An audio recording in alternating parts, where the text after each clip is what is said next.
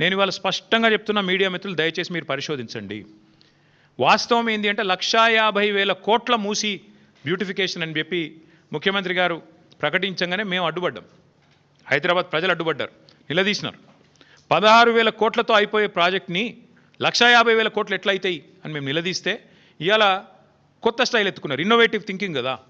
Innovative థింకింగ్లో భాగంగా ఏం చేసినారంటే స్కామ్ని కూడా ఇన్స్టాల్మెంట్లలో చేస్తున్నారు. 1,50,000 కోట్లు ఒకటేసారి టెండర్లు పిలిస్తే ఎందుకు ఇంత అయింది అంటే జవాబు లేదు. అందుకే విడతల వారి దోపిడీ.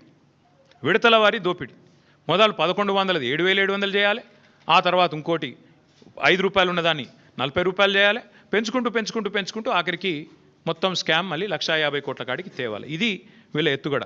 నేను మళ్ళీ చెప్తా ఉన్నా, మే 17, 2023 నాడు 1,100 కోట్లతో కొండపోచమ్మ సాగర్ నుంచి గోదావరి నీళ్ళని తీసుకొచ్చి బ్రహ్మాండంగా రావల్కోల్ చెరువులో పోసి రావల్కోల్ చెరువు నుంచి గండిపేటకు నీళ్ళు తీసుకొచ్చే మార్గం గ్రావిటీ ద్వారా ఉంటే ఇవాళ మీరు 3 WTPలు ఎందుకు కడుతున్నారు, 5 పంప్ హౌజ్లు ఎందుకు పెడుతున్నారు, ఎవరి లాభం కోసం పెడుతున్నారు అని ముఖ్యమంత్రి గారు నేను అడుగుతా ఉన్నా.